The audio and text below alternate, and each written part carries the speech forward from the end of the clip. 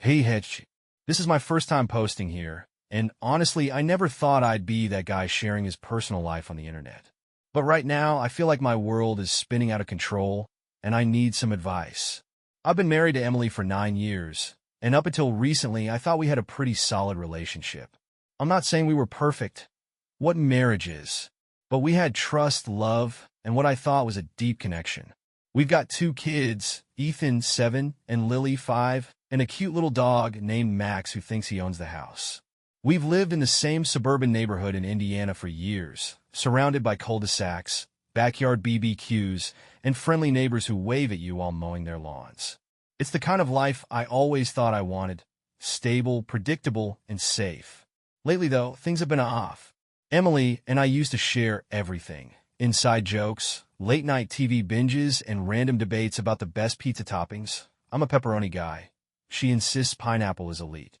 But for the past 6 months or so, I've felt a distance between us, like an invisible wall went up, and I can't figure out why. At first, I chalked it up to stress. Emily started a new job as a marketing manager for some tech company about a year ago, and it's been demanding. Lots of late-night Zoom calls, weekend strategy sessions, and networking events. I've tried to be supportive. I mean, it's 2025, and women should have just as much space to thrive in their careers as men.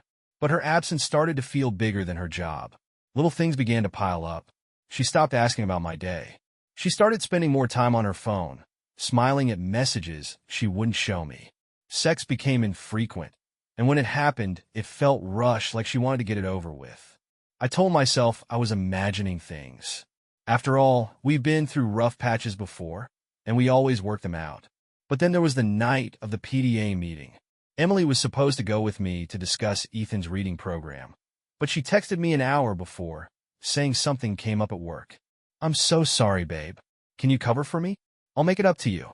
I didn't think much of it until I got home and saw her laptop on the kitchen counter. Her work laptop.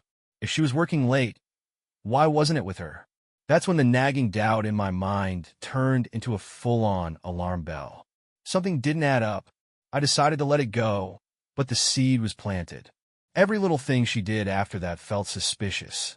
She'd come home smelling like cologne that wasn't mine. She'd get defensive when I asked innocent questions like, "How was your meeting?" And then there were the times she'd run to the store for milk and come back 2 hours later with no explanation. I tried talking to her about it. "Emily," I said one night while we were watching Netflix, "is everything okay with us? You've seemed distracted lately." She didn't even look at me. "You're imagining things, Alex. I'm just tired." Her tone was clipped, dismissive, like she couldn't be bothered to reassure me. I let it drop, but inside, I felt a growing pit in my stomach. What if there was someone she wasn't telling me about? Still, I didn't want to jump to conclusions. Maybe I was being paranoid. Maybe it was just the stress of parenting and work taking its toll. So, I decided to give her the benefit of the doubt for now. Little did I know, the next few weeks would prove me devastatingly wrong. After that PDA meeting night, I couldn't shake the feeling that something wasn't right. I started paying closer attention, not because I wanted to catch Emily doing something wrong, but because I was desperate to figure out what was happening. I wanted to understand. Then about 3 weeks later, everything started unraveling. It was a Thursday evening. Emily had told me she had another late work event. "Don't wait up for me," she said, giving me a peck on the cheek that felt mechanical. These things always run long. Something about the way she said it made my skin crawl. I don't know if it was her overly casual tone or the fact that she didn't make eye contact, but it set me on edge. That night, after putting the kids to bed, I decided to do something I'd never done before. Check her phone. I hate snooping, and I felt sick just thinking about it, but the doubts were eating me alive.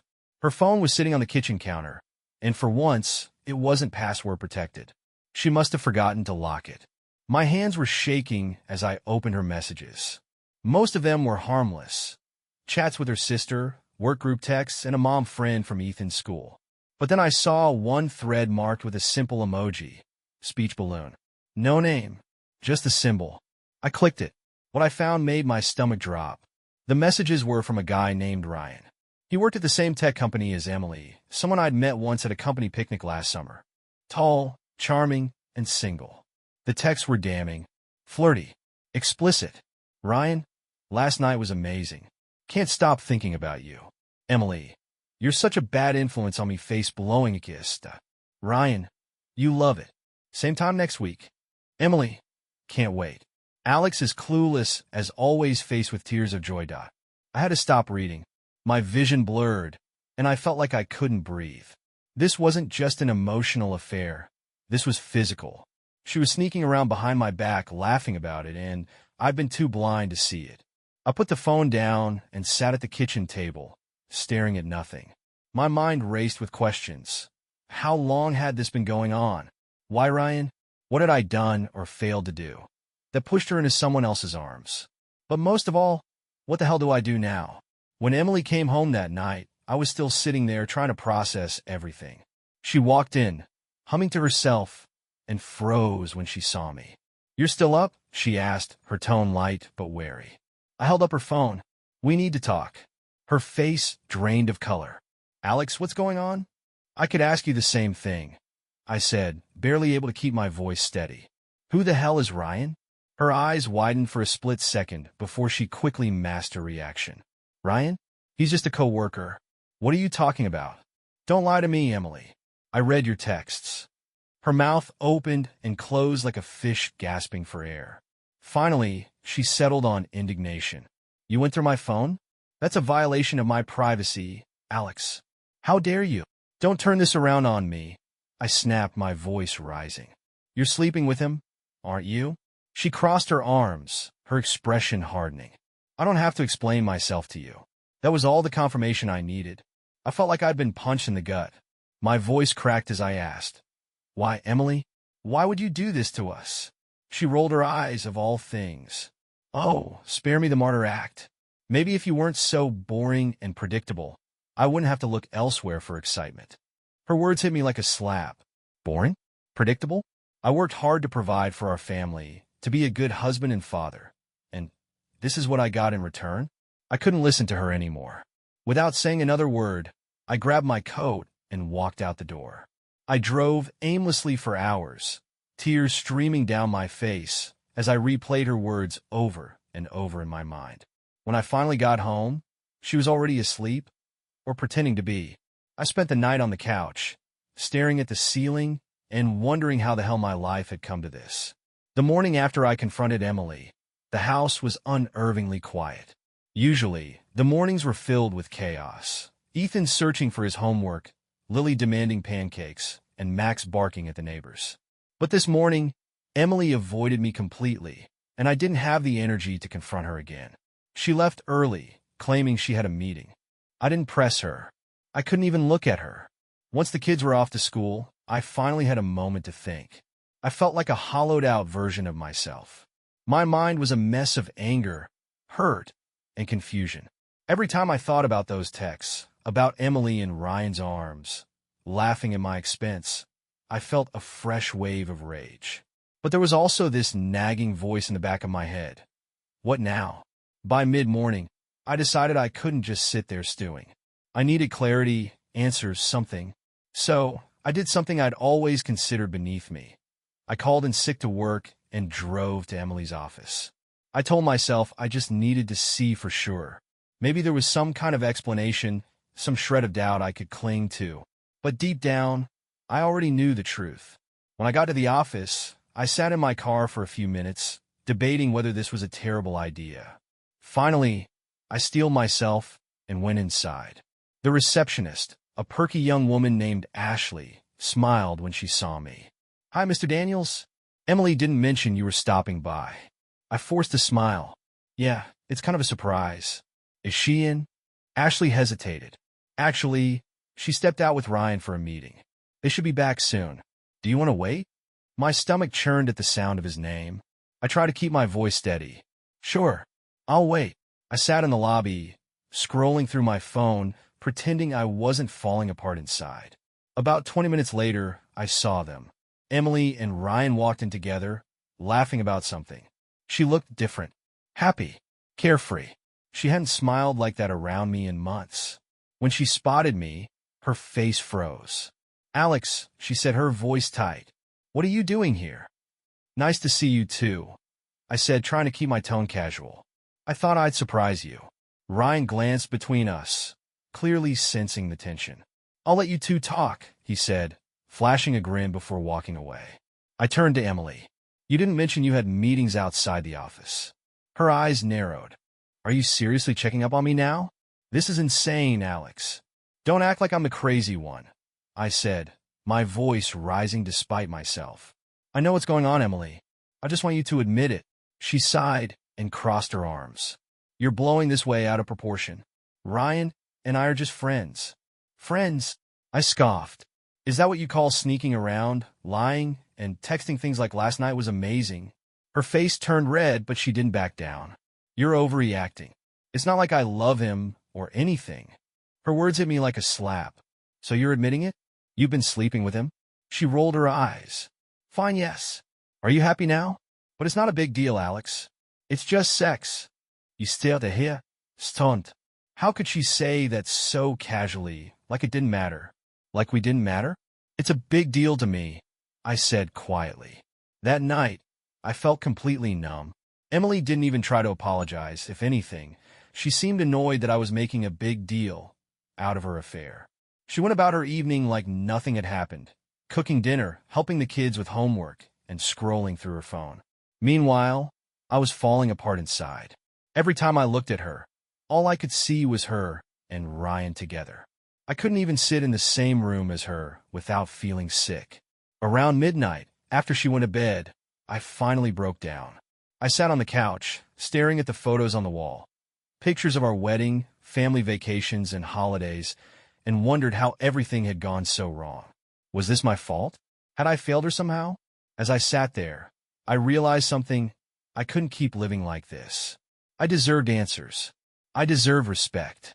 And most importantly, I deserved a partner who valued our marriage as much as I did. I didn't know what my next step was going to be, but one thing was clear. Things couldn't go back to the way they were. The following morning, I woke up to the sound of Emily moving around the kitchen. For a brief, blissful moment, I forgot about everything. Then it all came rushing back. The text, her flippant confession, the cold way she brushed off my pain. I couldn't do this anymore.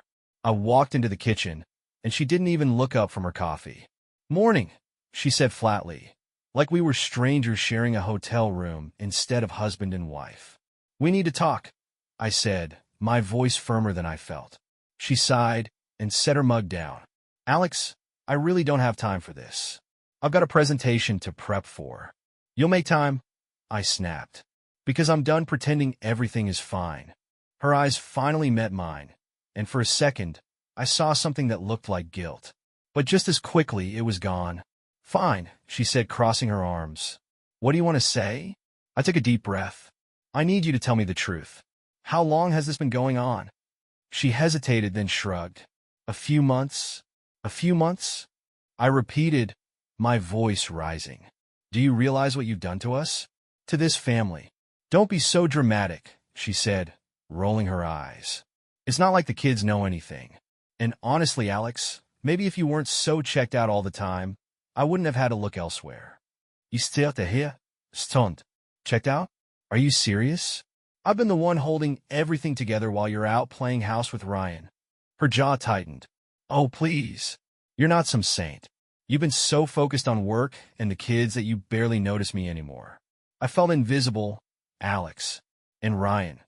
He made me feel alive again. I felt like I'd been slapped. So, this is my fault now? You're blaming me for your affair? I'm not blaming anyone, she said defensively. I'm just saying it's not as black and white as you think. Her words echoed in my mind long after she left for work. I couldn't believe her audacity to act like her betrayal was somehow my fault, like I had driven her into Ryan's arms. By the time she came home that evening, I had made up my mind. Emily, I said as she walked through the door, we can't keep living like this. Either you end things with Ryan and commit to fixing our marriage, or we're done. She laughed, a bitter, humorless sound. You're giving me an ultimatum now? That's rich. I'm serious, I said. I won't stay in a marriage where I'm not respected. This is your chance to make things right. She stared at me for a long moment, and I could see the wheels turning in her mind. Then she shrugged. Honestly, Alex, Maybe we're just not right for each other anymore. My heart sank. I had hoped, prayed, that she would fight for us, for our family. But instead, she seemed almost relieved. I guess that's it then, I said quietly. She didn't argue. The next few days were a blur of difficult conversations. We agreed to separate, at least temporarily, while we figured out the next steps. The hardest part was telling Ethan and Lily. We sat them down together on the couch, and Emily let me do most of the talking. Mom and I have decided to take some time apart, I said, trying to keep my voice steady. We both love you very much, and none of this is your fault. We're still a family, but things are going to look a little different for a while. Ethan looked confused. Are you getting a divorce? We don't know yet, I said honestly. But no matter what happens, we'll always be here for you. Lily started crying, and my heart broke into 1,000 pieces. Emily put an arm around her, but her expression was distant, like she was already moving on. That night, I sat in the empty house, overwhelmed by everything I'd lost. My wife, my sense of stability, the future I thought we were building together. I kept replaying our conversations in my head, trying to figure out where things had gone wrong. Could I have done something differently? Was there a moment when I could have saved our marriage? But no matter how many times I turned it over in my mind, I kept coming back to the same conclusion. Emily made a choice. She chose Ryan. She chose to betray my trust. And now I had to choose myself. After Emily and I decided to separate, life felt surreal. We agreed she would move out temporarily and stay with her sister, at least until we figured out custody arrangements and the next steps. The day she packed her things was one of the most emotionally draining days of my life. Watching her fold her clothes, take her toiletries, and zip up her suitcase felt like the final nail in the coffin of our marriage. Ethan and Lily were at school, and the silence in the house was deafening. I wanted to say something, anything, to make her stay, but I knew it was pointless. As she stood by the door with her bags, she turned to me.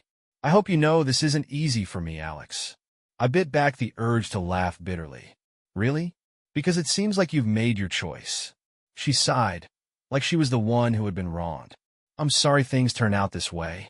I never wanted to hurt you. Well, congratulations, I said. You succeeded. She didn't respond. She just walked out the door, leaving me alone in the house we had built together.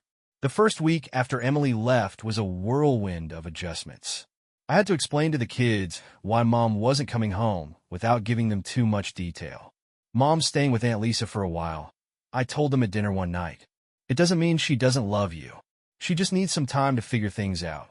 Ethan nodded solemnly, trying to act mature, but I could see the hurt in his eyes. Lily, on the other hand, clung to me like a lifeline, asking over and over when Mom was coming back. I don't know, sweetie, I said, holding her close. But I promise everything will be okay. I wasn't sure if I believed that myself. Even after she moved out, Emily's behavior didn't improve. She would show up late to pick up the kids, always with some flimsy excuse about traffic or work. One evening, she called to say she couldn't take the kids for the weekend because she had a business trip. Really, Emily? I said, struggling to keep my frustration in check. You've barely seen them since you left. They miss you. I miss them too, she said, but her voice lacked conviction. But this is important for my career. I wanted to scream. How could she prioritize work, or Ryan, or whoever, over her own children? A week later, I hit my breaking point. Emily was supposed to pick up Ethan from soccer practice, but she never showed. I got a call from the coach asking if everything was okay. I raced to the field, furious and panicked, and found Ethan sitting on the bench, looking embarrassed and abandoned. I'm so sorry, buddy, I said as I hugged him. Mom must have gotten held up. When I got home, I called Emily, my anger boiling over. What the hell is wrong with you? I demanded. You can't just forget about your own son. I didn't forget, she said defensively. Something came up. Let me guess, I said bitterly. Ryan. She didn't deny it, which only fueled my rage. This isn't fair, Alex, she said. I'm doing my best. Your best. I snapped. Your best is abandoning your kids for some fling? Grow up, Emily. That night, after the kids were asleep, I sat in the living room and thought about everything that had happened. I realized something important. I couldn't control Emily's choices, but I could control how I responded to them. I could either let her selfishness destroy me, or I could rise above it for the sake of Ethan and Lily. I made a decision right then and there. I would be the best parent I could be, no matter what Emily did or didn't do. I would show my kids what love, stability, and integrity looked like, even if their mother couldn't. After my late-night epiphany, I threw myself into being the best dad I could be. I showed up for every soccer game, every dance recital, every parent-teacher conference. I wanted Ethan and Lily to know they could count on me, even if their world felt like it was falling apart. But while I was focusing on them, I couldn't ignore the weight of my own emotions. I had moments when the grief hit me like a tidal wave. Usually late at night, when the house was quiet and the kids were asleep. I'd sit on the couch, staring at the empty spot where Emily used to curl up with me to watch movies, and wonder how we'd gotten here. How had we gone from being a team to being strangers? One morning, after dropping the kids off at school, I decided it was time to take the next step. I couldn't keep living in limbo, waiting for Emily to make up her mind about what she wanted. I met with a divorce lawyer named Karen, who came highly recommended by a coworker. She was sharp, professional, and didn't sugarcoat anything. "I won't lie to you, Alex," she said, leaning forward across her desk. "Divorce is messy, especially when kids are involved. But the good news is you have a strong case for primary custody, given Emily's, let's call it erratic behavior." Hearing those words was bittersweet. On one hand, I wanted to protect my kids and give them as much stability as possible. On the other hand, the idea of fighting Emily in court felt like a nightmare. "Do you think it'll come to that?" I asked. Karen shrugged.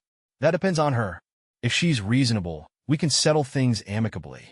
But if she pushes back, you'll need to be prepared for a fight." I left her office with a stack of paperwork and a heavy heart. This wasn't what I wanted. I never imagined my marriage would end in a courtroom. Meanwhile, Emily seemed to be living in her own little bubble. She started posting pictures on Instagram. Photos of fancy dinners, cocktails, and weekend trips that didn't include the kids. It didn't take a genius to figure out that Ryan was behind the camera. At first, I tried to ignore it. But then one of the pictures showed up in my text messages, sent by my sister, Megan, who was livid. "Can you believe this?" she wrote. "She's out gallivanting with her boy toy while you're home, raising her kids. Unreal." I didn't respond. What could I say? She was right. A few days later, I got a surprising phone call from Emily's sister, Lisa. "Hey, Alex," she said hesitantly. "I know things are complicated right now, but I wanted to check in. How are you doing?" I didn't know how to answer that. "I'm surviving, I guess," I said finally. "It's been rough." "I can imagine," she said. "Listen, I'm not trying to stir the pot, but I'm worried about Emily. She's not acting like herself." "That makes two of us," I said dryly. "I know she's made mistakes," Lisa continued, "but I think she's in denial about how much she's hurting you and the kids. Maybe if she hears it from someone else, it'll sink in."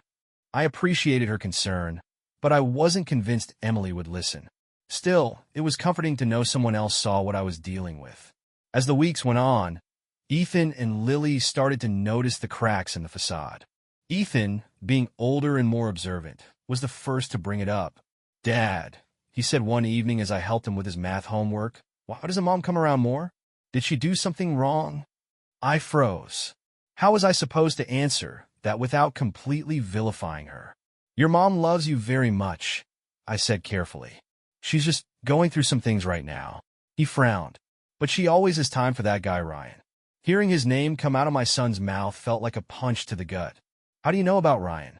"I saw a picture on her phone," Ethan admitted. "Who is he?"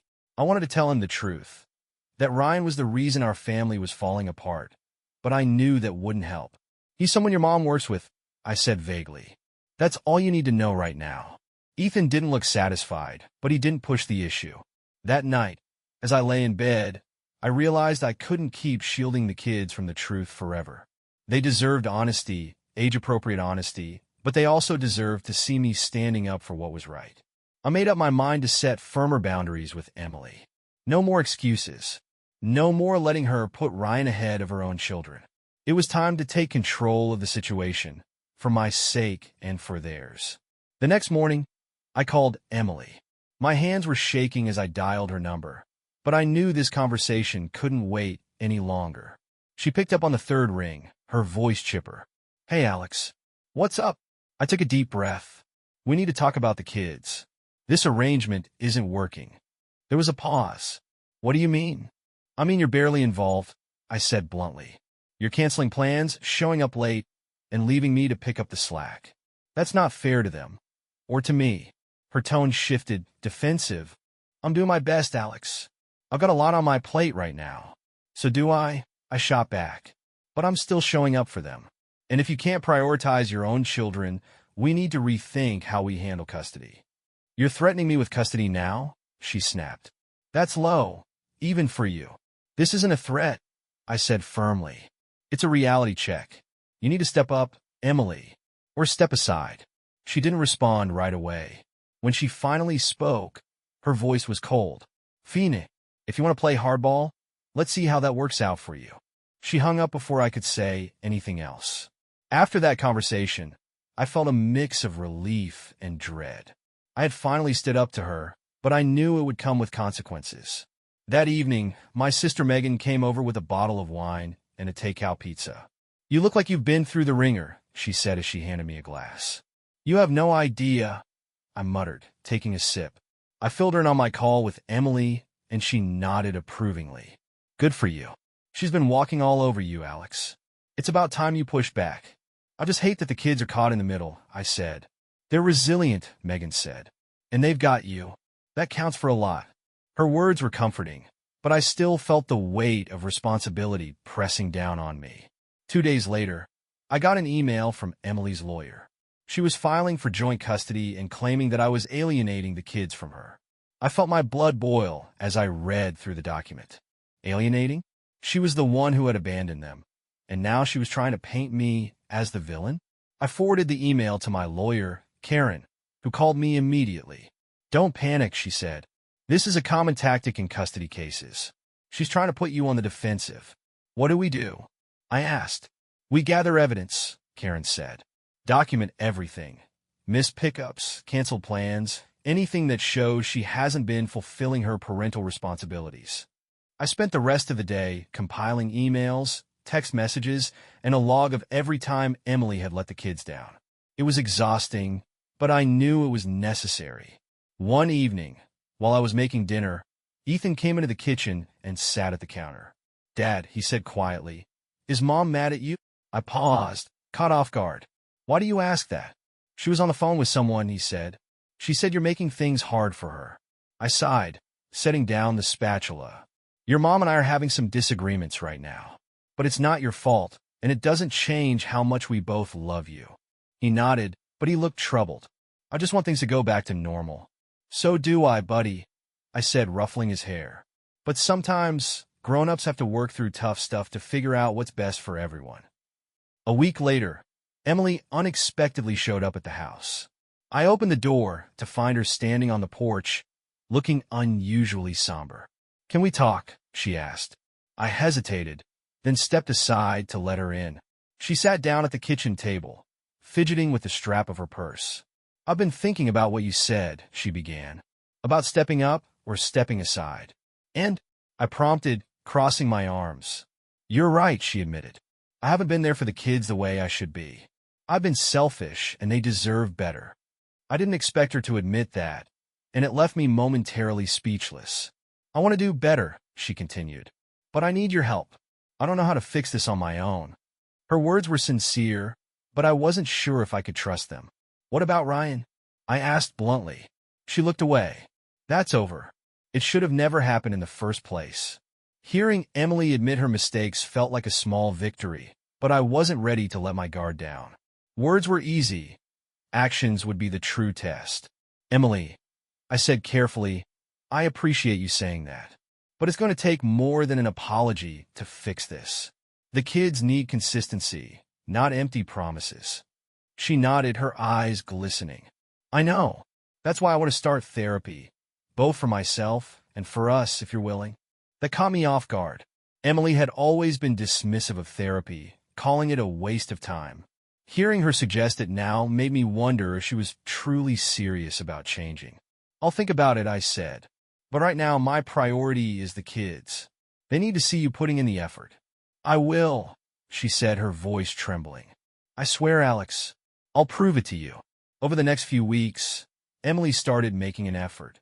She showed up for her scheduled visitations on time, called the kids regularly, and even volunteered to drive Ethan to soccer practice.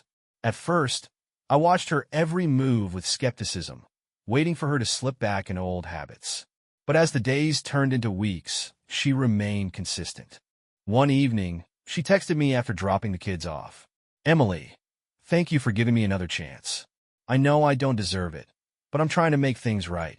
I stared at the message for a long time before responding. Me? It's not about me, Emily. It's about Ethan and Lily. They need their mom. A month later, we had our first joint therapy session. Walking into that office with Emily felt surreal, like I was stepping into uncharted territory. The therapist, Dr. Patel, was warm and professional. She started by asking each of us to share our perspectives on what had gone wrong in our marriage. Emily went first. She admitted to feeling overwhelmed by the pressures of being a wife and mother, which had led her to seek validation elsewhere. It wasn't fair to Alex or the kids, she said, her voice cracking. I let my own insecurities destroy our family. When it was my turn, I was brutally honest. I talked about the betrayal, the lies, and the emotional toll it had taken on me and the children. I want to co-parent effectively, I said, but I don't know if I can ever trust her again. Dr. Patel nodded thoughtfully. Trust is like a glass. Once it's shattered, it takes time and effort to piece it back together. But it's not impossible. The therapy sessions became a weekly ritual, and over time, I noticed small changes in Emily. She was more patient with the kids, more attentive during our co-parenting discussions, and less defensive when I voiced my concerns.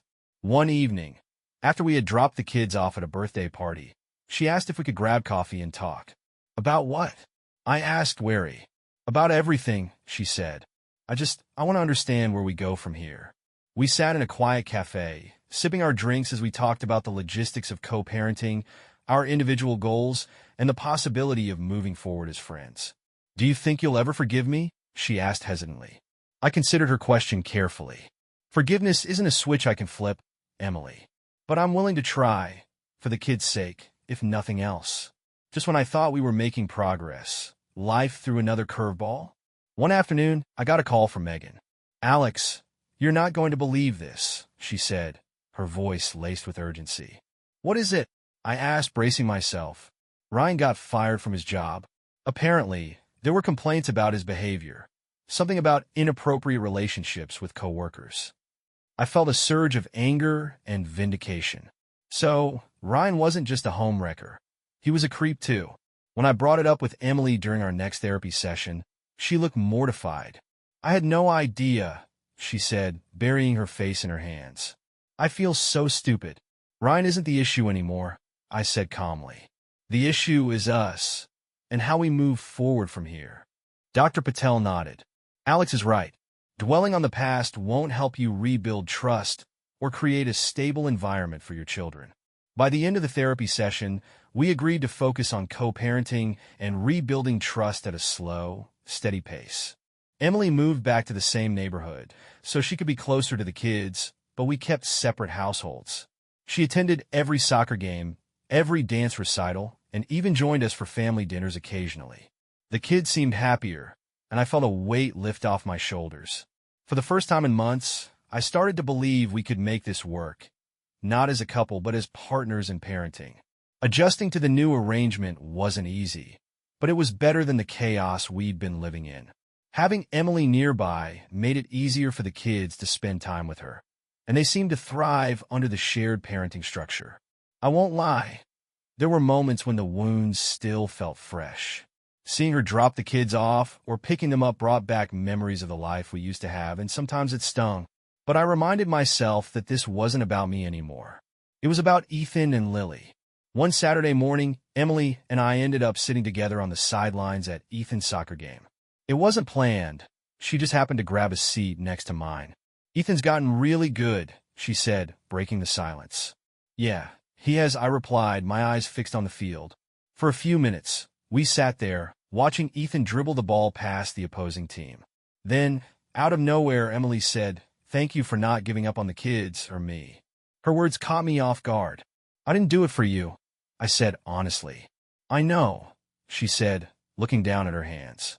"But it still means a lot." It was a small moment, but it felt like a step towards something, closure maybe. Ethan and Lily started asking fewer questions about why things had changed. But one night, Ethan surprised me with a heartfelt comment. "Dad," he said as I tucked him in a bed, "I'm glad you and Mom aren't fighting anymore." I smiled, ruffling his hair. "Me too, buddy." He looked up at me, his expression serious. "Do you think you'll ever get back together?" The question caught me off guard. I sat down on the edge of his bed, choosing my words carefully. "Ethan, sometimes grown-ups realize they're better off as friends," I said. "But that doesn't mean we love you and Lily any less." He seemed to accept that answer, but I couldn't help feeling a pang of sadness. Kids see the world in such simple terms, and I hated that ours had become so complicated. Emily kept up her commitment to therapy, and it seemed to be making a difference. She was more patient with the kids, less defensive during our co-parenting discussions, and even started volunteering at their school events. One evening, she called me out of the blue. "Hey," she said hesitantly, "I just wanted to thank you for holding me accountable. I know I didn't make it easy, but I needed that." I didn't know how to respond. Part of me wanted to tell her it was too little, too late, but another part of me appreciated her effort to own up to her mistakes. "Thanks for saying that," I said finally. Around this time, I started thinking about dating again. It had been months since Emily and I separated, and while I wasn't in a rush to dive into another relationship, I felt ready to put myself out there. I signed up for a dating app, half expecting it to be a disaster. But to my surprise, I matched with someone who seemed genuine, a woman named Rachel, who worked as a graphic designer and had a daughter close to Lily's age. Our first date was simple, coffee and a walk in the park. But it was the most fun I'd had in ages. Rachel was smart, funny, and easy to talk to. When I told Emily about Rachel, because I felt she deserved to know, given our co-parenting dynamic, she surprised me by being supportive. "That's great, Alex," she said. "You deserve to be happy." I wasn't sure if she meant it or if she was just trying to be civil, but it felt like progress.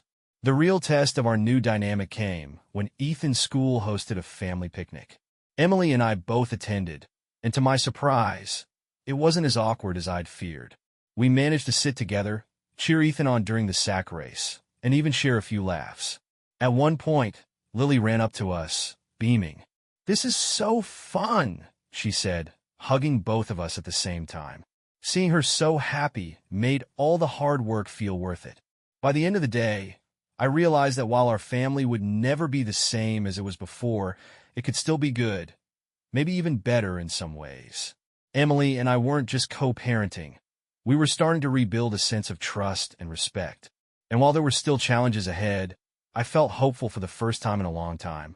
A few weeks after the family picnic, Ethan had a big soccer tournament out of town. It was the first time Emily and I would be traveling together since the separation. I was nervous about how it would go, but we both agreed it was important to support him. We decided to take separate cars and stay in different hotels to keep some boundaries. On the way there, I had the kids with me, and they were excitedly chattering about the games. "Mom's bringing snacks," Ethan said. "She said they're the good kind, chocolate-covered pretzels." "That's nice of her," I replied, trying to sound neutral. When we arrived at the tournament, Emily was already there, setting up chairs on the sidelines. She waved us over with a smile that seemed genuine. "I saved you guys a spot," she said, patting the chairs next to hers. The kids rushed over, excited to sit by her. I hesitated for a moment, but eventually joined them. Throughout the day, we cheered Ethan on together, high-fived each other when his team scored, and worked as a unit to keep Lily entertained during the downtime. At one point, Emily turned to me and said, "Thank you for being here. It means a lot to him." "I wouldn't miss it," I said simply. During the final game, Ethan scored the winning goal, and the entire team erupted in cheers. He ran over to us afterward, beaming with pride. "Did you see that?" he shouted. "We saw it, champ," I said, pulling him into a hug. Emily joined in, and for a brief moment it felt like old times. On the drive home, Ethan and Lily fell asleep in the back seat, exhausted from the long day. My mind wandered to the day's events. For the first time since everything fell apart, I felt like we were working together seamlessly. It wasn't perfect, but it was progress. When I dropped the kids off at Emily's house, she lingered at the door. "You did great today," she said. "Thanks," I replied, unsure of what else to say. "I mean it, Alex. The kids are lucky to have you." Her words stuck with me long after I drove away. As much as things were improving, life had a way of throwing curveballs. One evening, Ethan came home from Emily's looking upset. When I asked him what was wrong, he hesitated before saying, "Mom was yelling at someone on the phone. I think it was about money." I felt a familiar pang of frustration. Emily's financial irresponsibility had been an issue during our marriage, and it seemed like it was rearing its head again. I decided to confront her about it the next day. "Ethan mentioned you were upset about money," I said when I called her. Emily sighed. "It's nothing, just a misunderstanding with a bill." "Emily, if you're having trouble, you need to tell me," I said firmly. "This affects the kids, too." She promised to handle it, but I couldn't shake the feeling that she wasn't being entirely truthful. At our next therapy session, I brought up the incident with Dr. Patel. "Emily, you need to be honest about what's going on," I said. "Not just for your sake, but for the kids." Emily looked down, avoiding my gaze. "I've been struggling to keep up with expenses," she admitted. "Things have been tighter than I expected." Dr. Patel encouraged us to discuss ways to manage the situation without it affecting the children.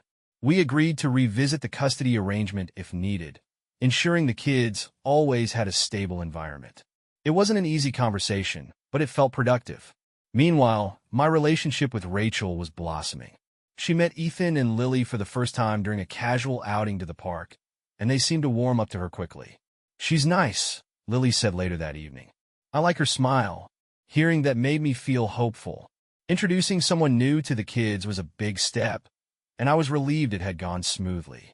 When I told Emily about Rachel meeting the kids, she nodded. "I'm glad it went well," she said. "They deserve to see you happy."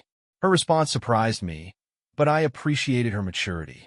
As the weeks went on, I realized I was beginning to let go of the anger and resentment I'd been holding on to. Emily and I would never be the couple we once were, but we were learning to coexist in a way that worked for the kids and for ourselves. One night, as I sat on the couch scrolling through old photos on my phone, I came across a picture of our family from a few years ago. We were all smiling, arms wrapped around each other, blissfully unaware of what the future held. It was bittersweet to look at, but instead of feeling pain, I felt a sense of acceptance. Life had changed, but it wasn't over. There was still joy to be found, love to give, and lessons to learn. Life seemed to be settling into a routine. Emily and I were continuing our separate paths, but we were managing the co-parenting responsibilities well. The kids seemed happy, and even though things were still far from perfect, it felt like we were getting to a place where the chaos had subsided. Rachel and I had started seeing each other more regularly. We went on hikes, grabbed coffee after work, and spent evenings cooking dinner together. She was easy to be around, and I enjoyed her company. But there were moments when I couldn't help but compare her to Emily, especially when the kids were around. The way Rachel would laugh at Ethan's jokes or play with Lily made me feel guilty, like I was somehow betraying the past. I knew I had to stop doing that. Rachel was a new chapter. She wasn't meant to be Emily, and I wasn't trying to replace her. Still, the guilt lingered, especially since Emily and I had been together for so long. One evening, Rachel and I were making dinner when I got a call from Emily. "Hey," she said, her voice strained. "We need to talk about the kids. There's something I want to ask you."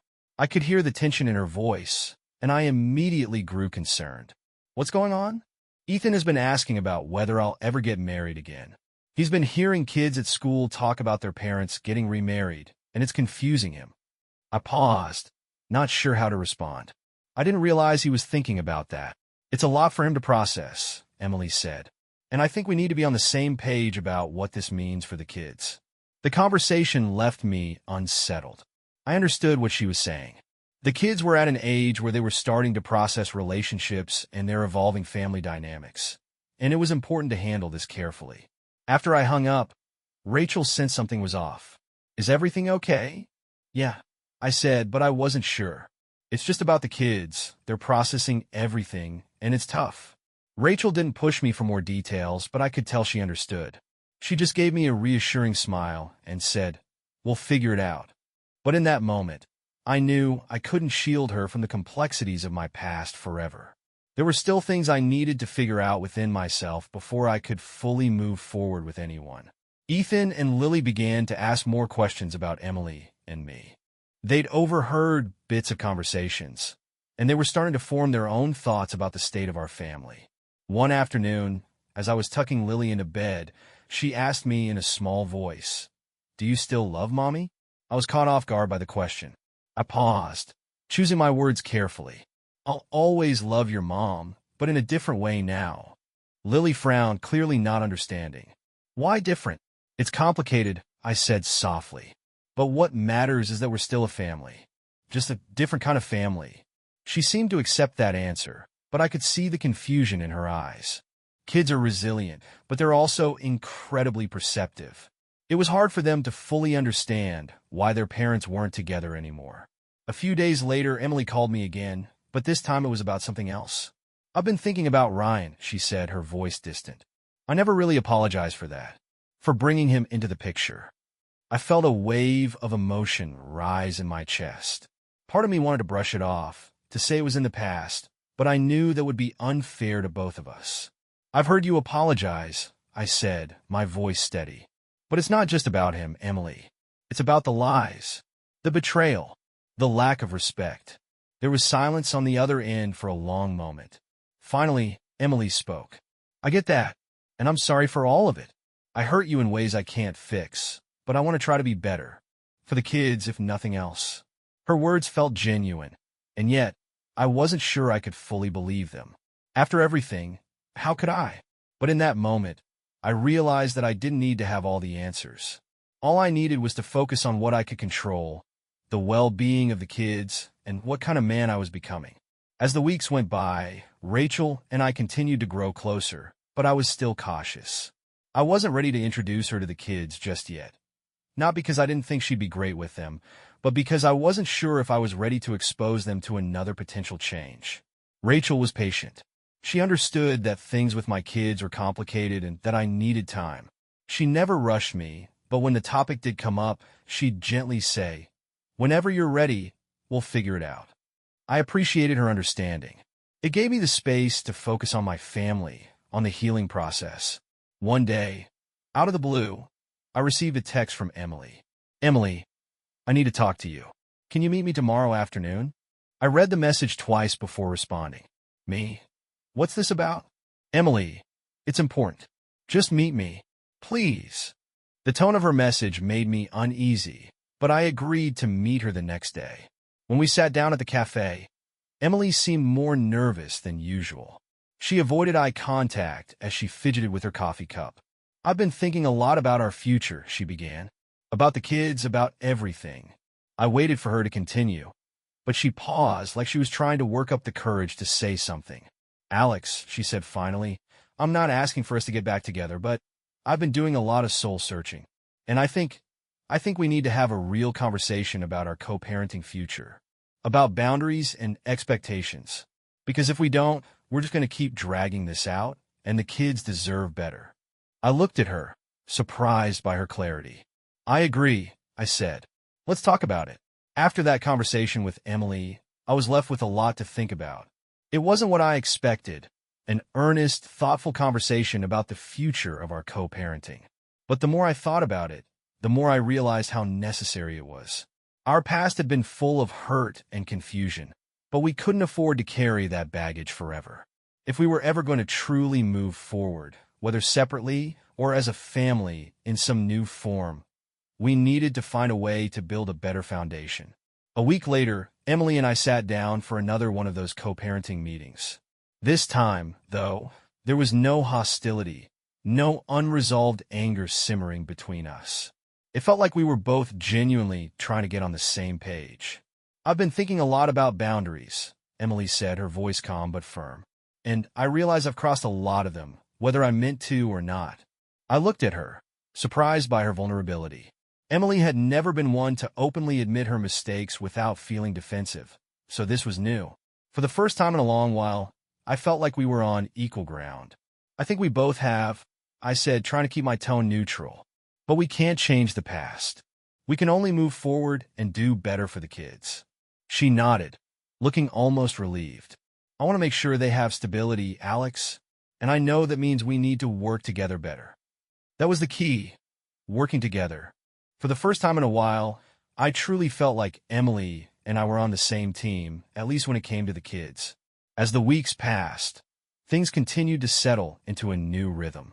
The kids were adjusting to the changes, and I was slowly coming to terms with the idea of our family being different. It wasn't easy.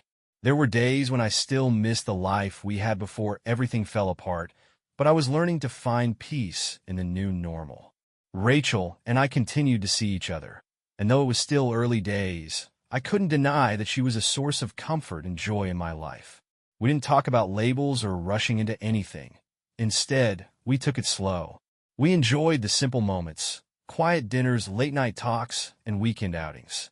It felt good to just be without all the weight of the past constantly looming over me. One Saturday afternoon, I decided to take the kids to a local zoo. They had been asking to go for weeks, and it felt like the perfect opportunity to spend some quality time with them. I invited Emily to join us, since she'd always loved the zoo, and much to my surprise, she agreed. It wasn't awkward at all.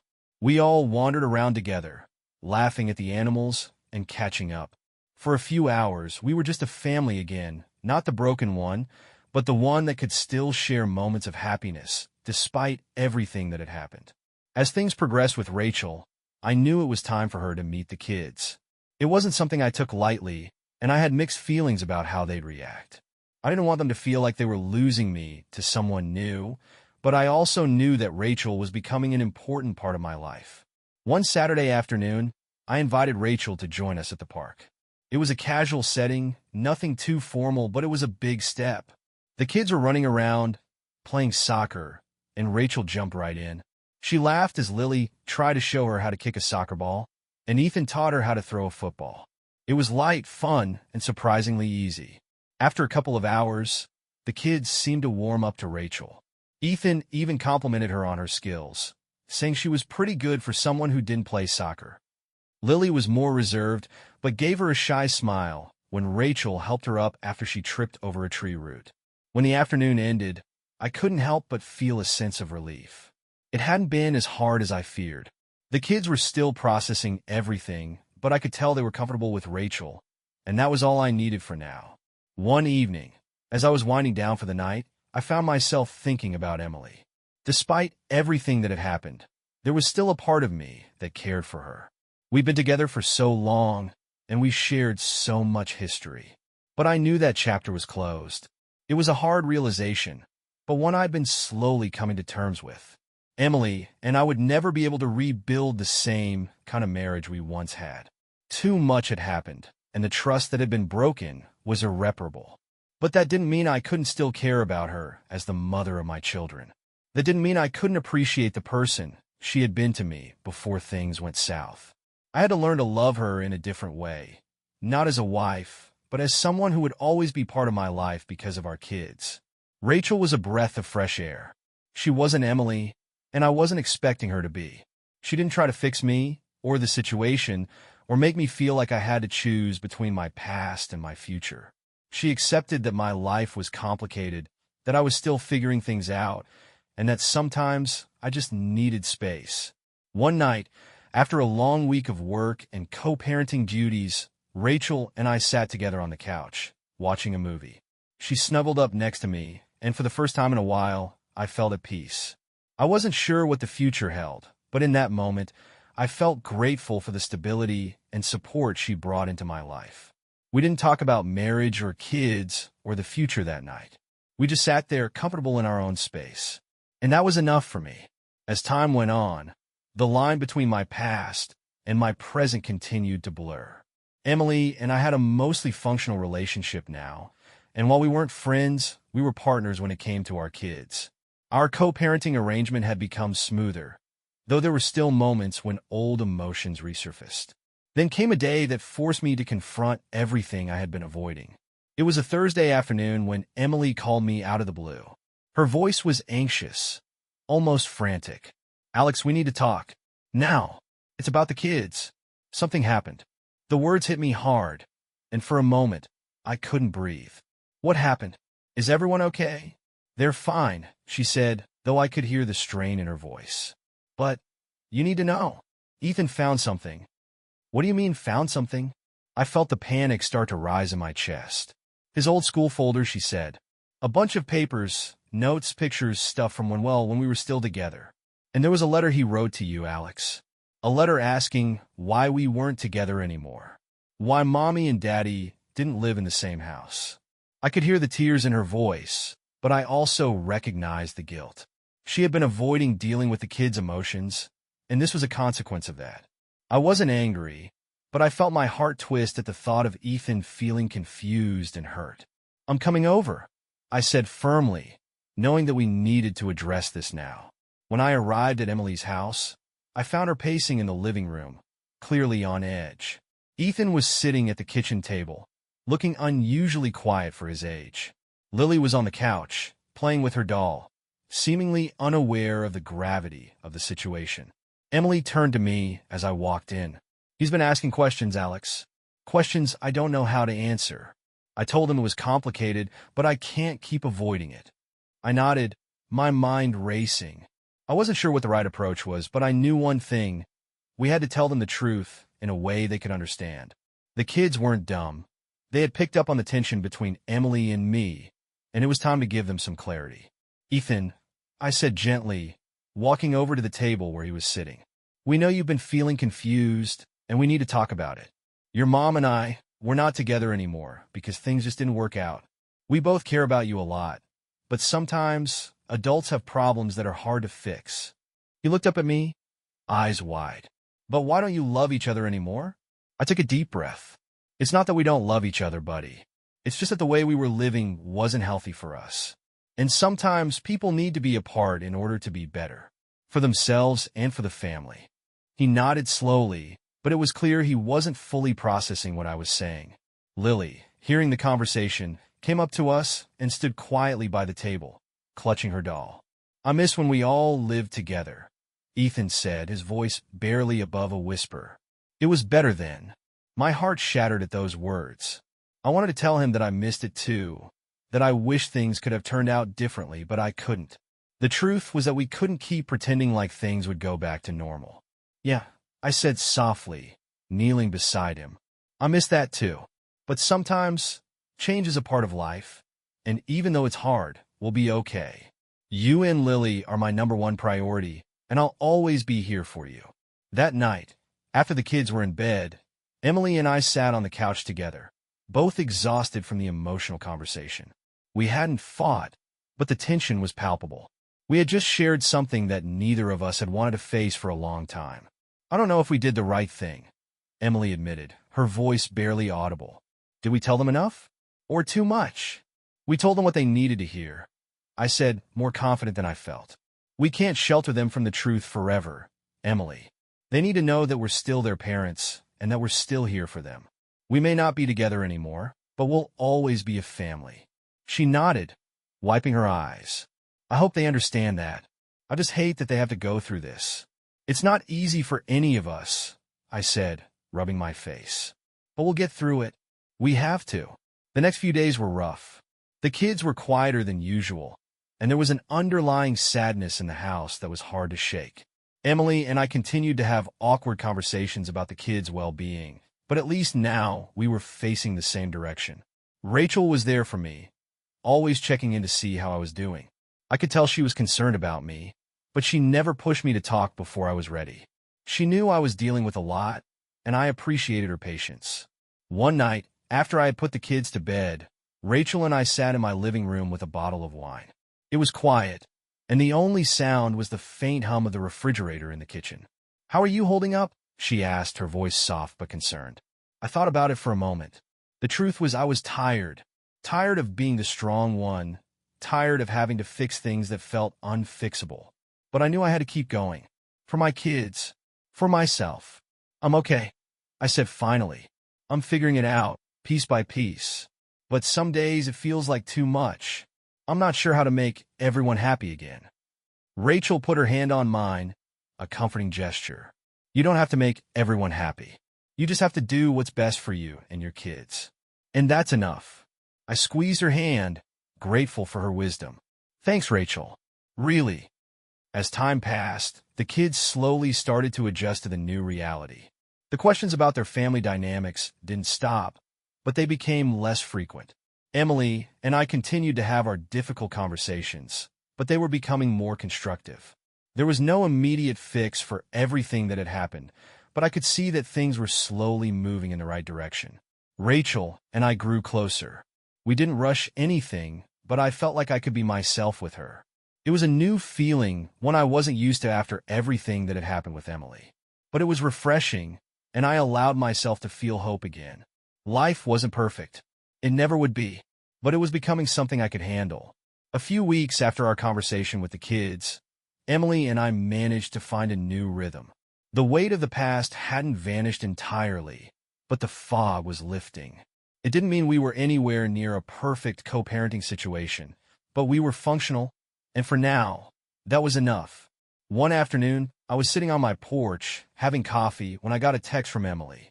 It was a simple message, just like the old days when we'd send little reminders to each other before the kids went to bed or when something funny happened. It wasn't the kind of message I would have expected after everything, but it felt normal. Emily, I think Ethan's doing better. He's been drawing a lot of family pictures lately. I hope that means he's processing things in his own way. I smiled to myself, feeling a tug in my heart. It wasn't perfect. Nothing was ever going to be perfect, but maybe we were starting to find a way to make things work. I'm glad to hear that. Let me know if you think he needs to talk more. I set my phone down and took a sip of coffee, trying to reflect on where things were. There was still so much to navigate, but somehow I was managing. I was getting by, and I wasn't doing it alone. Rachel had been there for me, providing an anchor I never knew I needed. The more time I spent with Rachel, the more I realized how much she had come to mean to me. She wasn't a fix for my past. She wasn't a solution to everything that had happened with Emily. But she was a source of calm in a life that had been anything but. I hadn't planned on falling for someone else so quickly after everything with Emily, but life has a funny way of taking you in unexpected directions. We started talking more seriously about the future, about where we both saw our lives going. But there were still hesitations on my end, hesitations that came from the scars left behind by my marriage. I didn't want to rush anything with Rachel, because I needed to be sure for myself and for her. One evening, as we sat on my couch watching a movie, she turned to me with a thoughtful look. "You've been a little distant lately," she said, her voice soft. "Are you okay?" I sighed and paused the movie. "Yeah, I'm fine. Just figuring things out, I guess." She waited for me to say more. I could tell she wasn't going to push me, but I could also see the concern in her eyes. "I just need to make sure I'm ready," I said, after a long pause. "Ready for something serious. I want to be sure I'm not dragging the baggage from my marriage into whatever we have. I don't want to hurt you." Rachel smiled gently, brushing a lock of hair behind her ear. "I get that," she said, "but I also know that we can't live in the past. I'm not asking you to forget everything that's happened, but you don't have to carry it all by yourself. I don't want to bring that into a new relationship," I said quietly. "It wouldn't be fair to you." "I'm not asking you to forget it," Rachel repeated. "Just don't let it define everything you have with me." That was all I needed to hear. Her reassurance felt like the weight I hadn't realized I was carrying had just lightened a little. Rachel wasn't asking me to rush into anything. She just wanted to be there for me, and that was something I could work with. The following week, I had a conversation with Emily that left me feeling a little more at peace. She had reached out to schedule a meeting about the kids. Nothing out of the ordinary, but as we sat down together, I realized something important. I wasn't as angry as I used to be. I wasn't harboring all this resentment anymore. We were in this awkward phase of not quite friends, not quite enemies, but it was starting to feel like we could move forward. "I talked to Ethan and Lily about their school playing next month," Emily said, her tone soft. "I think it would be good for us to both go. Together." The idea took me by surprise.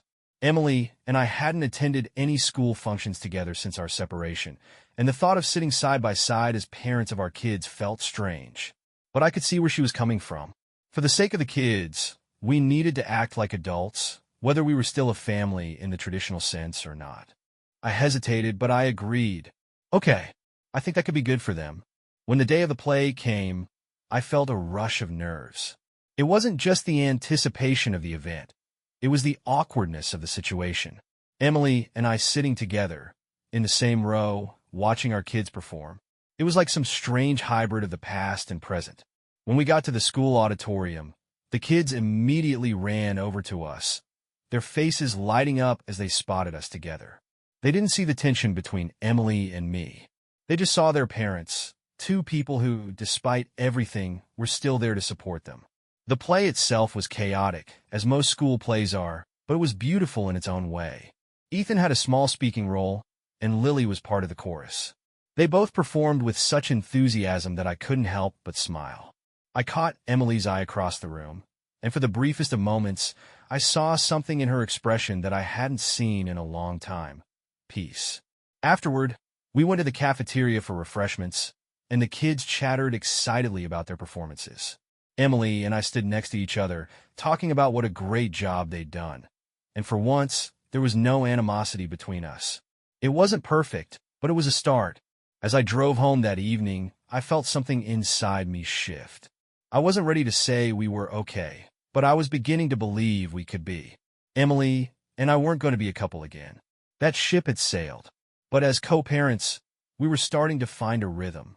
We were still learning, still growing, but there was a newfound respect between us.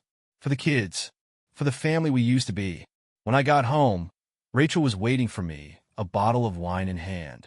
We didn't need to talk about the play or what had happened with Emily. We didn't need to make any big declarations.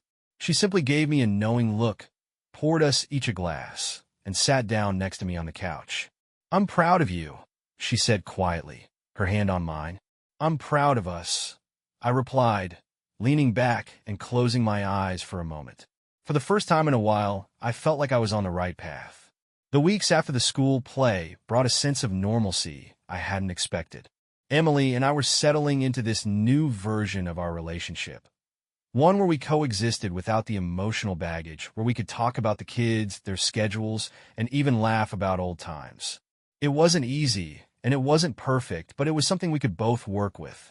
There were still moments of tension, times when Emily would get frustrated or when I'd catch myself wishing things had gone differently. But those moments were becoming fewer. We were learning to let go of the bitterness, piece by piece. It didn't mean we were friends now, but we were becoming better at sharing responsibility for our children without letting the past drown us. As for Rachel and me, things were moving at a pace I was comfortable with. I was still cautious. After everything that had happened, I didn't want to rush into anything. But I was starting to realize that maybe taking things slow wasn't such a bad thing.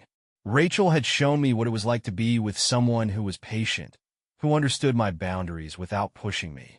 And that was something I hadn't realized I needed until I had it.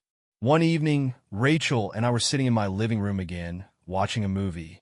We'd fallen into our usual routine of quiet moments and deep conversations. And for the first time in a while, I felt like I was starting to heal. I wasn't whole yet, but I could see a future where I would be. "This feels nice," she said, turning to look at me. "Just us." I smiled, a small but genuine smile. "Yeah, it does." Rachel placed her hand in mine, and for a long moment, we sat there in silence, content with just being together. I didn't know what the future would bring, but I was no longer afraid of it. For the first time in a long while, I felt hopeful. In the months that followed, I continued to find new pieces of myself. I learned that healing isn't linear, that it's messy, unpredictable, and doesn't happen overnight. I learned that forgiveness isn't just about letting go of anger. It's about accepting that things don't always go the way we expect, but that doesn't mean we have to lose ourselves in the process. I also realized that relationships, whether romantic or not, are about communication. It's about being vulnerable, about showing up for the people you care about, even when it's hard. Emily and I had our fair share of struggles, but we had come to a place where we could be honest with each other without the bitterness that had once clouded everything. It wasn't the family I had envisioned, but it was the family we were learning to be. As for the kids, they were doing better. Ethan still had moments where he asked questions, and Lily had her moments of sadness, but they were adjusting. They were resilient, and they were getting stronger with every passing day. They didn't need perfection. They just needed love, consistency, and the reassurance that they were the most important part of both of our worlds. I had no illusions about the future. I wasn't expecting everything to suddenly fall into place. There would be more struggles, more challenges, and more moments of doubt. But I also knew that I was in a better place now, physically, emotionally, and mentally. I was learning to trust myself again, and that was the first step toward building a future that was all my own. As I stood in my kitchen, looking at the pictures of my kids on the fridge, I realized that I was where I needed to be. The road ahead wasn't going to be easy, but I had the strength to face it. And most importantly, I wasn't alone anymore. Rachel had become my rock, my safe place. I didn't know if we would end up building a life together, but I knew that she had helped me find pieces of myself I thought I had lost forever. And as for Emily, she was still the mother of my children, someone who would always hold a place in my life. We didn't need to be friends or lovers, but we were learning to coexist in a way that allowed us both to move forward. It wasn't perfect, but nothing ever is. What mattered now was that I was moving forward, step by step, one foot in front of the other. And that was enough. If there's anything I've learned from all of this, it's that you can never really prepare for the twists life throws at you. You can try to control everything, but sometimes you just have to let go. Trust that things will work out in the end, even if you don't see the path clearly. If you're going through something similar, whether it's infidelity, divorce, or just a tough time in your relationship, I want to tell you that it's okay to feel lost. It's okay to not have all the answers, but you will get through it. You will find your way again, even if you can't see the light at the end of the tunnel yet. And most importantly, don't rush your healing. Take it day by day. Surround yourself with people who make you feel safe, who remind you that you're worthy of love and respect. It may take time, but one day, you'll realize that you've come a long way. And when that happens, you'll be stronger than you ever thought possible. Keep going.